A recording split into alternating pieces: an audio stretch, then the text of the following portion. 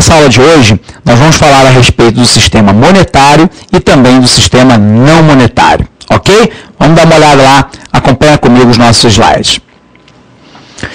Muito bem, nós estamos tentando entender nessa nossa aula, né, um pouquinho a respeito do sistema financeiro, e aí eu quero te recordar que esse sistema financeiro é dividido em duas grandes partes.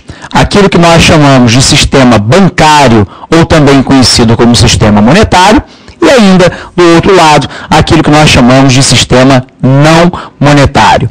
O sistema monetário tem o poder de criar moeda, quer pela emissão de papel moeda, quer pela multiplicação de depósitos.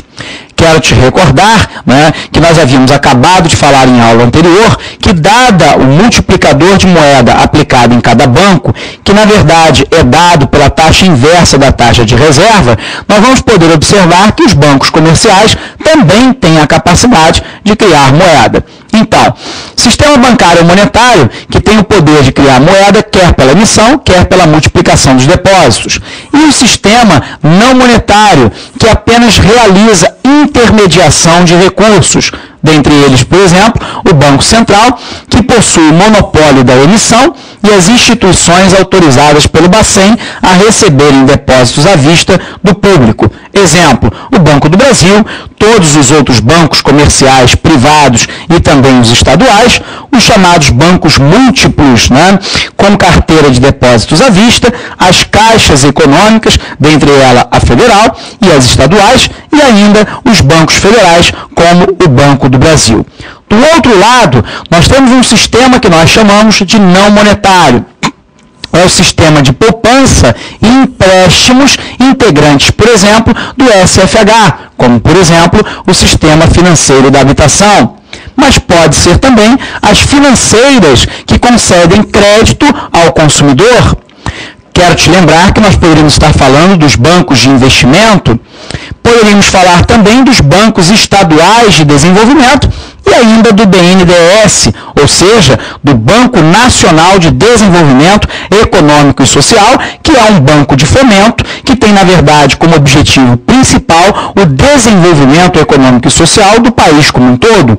Mas nós poderíamos falar ainda das corretoras e distribuidoras. Ora, se nós pudéssemos sintetizar para você, nós diríamos que o sistema bancário, também chamado de sistema monetário, é aquele que tem a capacidade de emissão ou de geração de moeda dentro da economia, seja ele o Banco Central, que autoriza a emissão de papel moeda, sejam ainda os bancos comerciais, privados ou não, e ainda os bancos múltiplos ou caixas econômicas, que na verdade aplicam o multiplicador de moeda.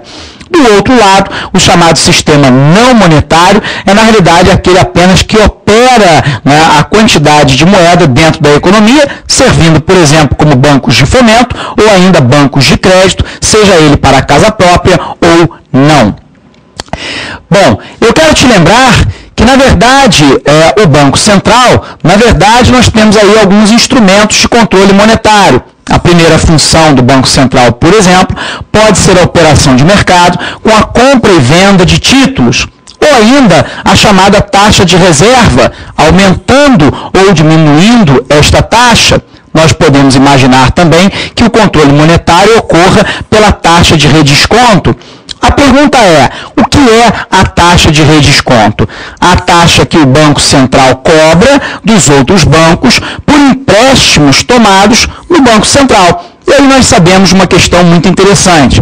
Se o governo, por exemplo, quiser aumentar a liquidez de moeda presente na economia, ele tem que diminuir a taxa de redesconto. Porém, se na verdade eu quero diminuir a liquidez presente, né, no mercado, na verdade eu tenho que aumentar a taxa de redesconto.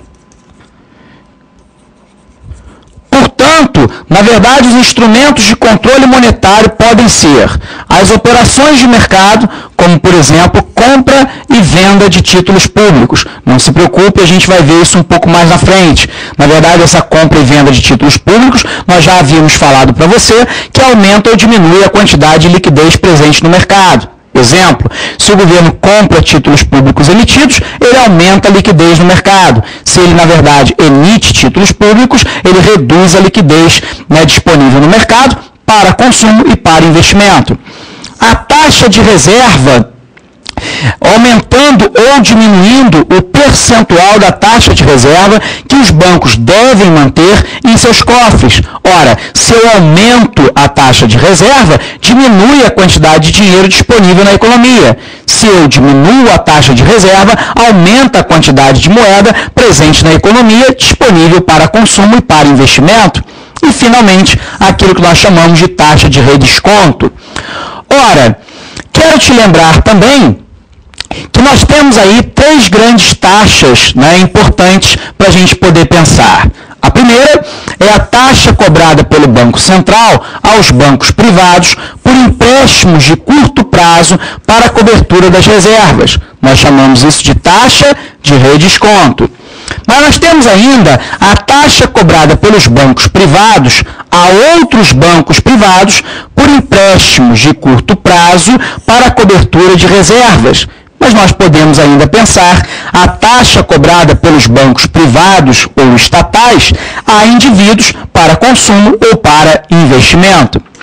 Sendo assim, como é que funciona, né? Vamos nos recordar. Como é que funciona a mudança da oferta de moeda? Primeiro, pela operação que nós chamamos de mercado aberto. Ou seja, nós acabamos de citar isso para você. Para aumentar a oferta de moeda, o Banco Central compra título público em posse dos indivíduos dentro da sociedade. Porém, se o objetivo do Banco Central for o inverso, ou seja, para diminuir a oferta de moeda, o Banco Central, então, vende títulos, aos indivíduos. E com isso eu promovo o enxugamento ou aumento da liquidez de moeda presente na economia. A política monetária, então, que envolve operações de mercado aberto, venda de títulos reduz a oferta de moeda. Compra de títulos aumenta, a quantidade de moeda presente no mercado. Então, nós temos lá aqui o Banco Central, a venda de títulos às instituições financeiras, e a venda e a compra do outro lado. O mercado primário, promovido pelos leilões do Banco Central, e o mercado secundário, que é o mercado aberto, chamado Open Market. Lembrando a você que as operações de Open Market normalmente funcionam pelo chamado sistema Selic, Sistema de Liquidação e Custódia, do Banco Central. Mas eu posso pensar, por exemplo, na mudança da oferta de moeda provocada pelas reservas bancárias. Se eu diminuo a exigência de reservas dos bancos, aumenta a oferta de moeda circulante na economia e, portanto, a quantidade de moeda disponível para investimento e consumo. Ora, se eu aumento a exigência de reservas dos bancos, diminui a oferta de moeda do mercado. Ou seja, o inverso também é verdadeiro.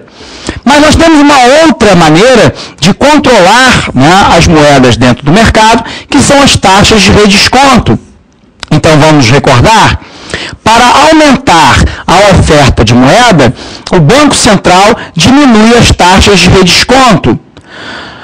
Para diminuir a oferta de moeda, o Banco Central aumenta as taxas de redesconto. Ora, quando na verdade eu aumento, as taxas de redesconto, eu torno na verdade o crédito que é realizado de um lado pelo Banco Central e do outro lado pelas instituições privadas como um crédito caro. Se esse crédito, que na verdade é baseado na taxa de redesconto, está caro, a tendência é que as instituições privadas não façam tantas operações como faziam antes. Resultado, se não fazem tantas operações, não tem quantidade disponível de moeda para oferecer ao mercado para consumo e para investimento. Resultado, eu diminuí a oferta de moeda no mercado. Mas eu posso pensar que se o meu desejo é, por exemplo, aquecer a economia, eu posso diminuir as taxas de redesconto. Na verdade, quando eu diminuo as taxas de redesconto, eu torno o crédito mais barato. E, portanto, incentivo, que os bancos comerciais façam operações de redesconto. Com mais operações de redesconto, aumenta a quantidade de oferta presente na economia, que deve gerar aumento de investimento e também de consumo. Quero te lembrar, no entanto, que nós temos aí, como nós citamos nas aulas anteriores, no mínimo 2 grandes problemas para controlar a oferta de moeda no mercado. Os 2 problemas enfrentados pelo Banco Central, então, são, primeiro, o Banco Central não tem controle sobre a quantidade de moeda que indivíduos decidem manter nos bancos sob a forma de depósitos. Na verdade, não existe o mecanismo de depósito compulsório retido nos bancos para as pessoas físicas. O resultado é que, na verdade, esses indivíduos é que decidem quanto poupar e quanto consumir ou investir. Por um outro lado, nós sabemos que o Banco Central também não controla a quantidade de moeda que os bancos privados decidem emprestar. O banco pode, por exemplo, ser mais conservador e ter uma alavancagem, ou seja, na verdade, uma quantidade de empréstimos em relação ao seu patrimônio relativamente pequeno, ou ainda ter uma alavancagem maior. A demanda por moeda, então, Primeiro, o motivo das transações, que é a demanda por moeda surgindo do uso da moeda como meio regular de pagamento para a obtenção de bens e serviços, finais ou intermediários, ou ainda nós podemos ter a demanda da moeda por motivo precaução, que é a demanda por moeda como forma de suprir as contingências imprevisíveis. Por exemplo, na verdade, a demanda por precaução ocorre, por exemplo, quando nós nos preparamos para uma doença que veio, ou ainda o falecimento de um ente querido, ou ainda um filho que chega. Portanto, nós temos uma demanda de moeda por precaução.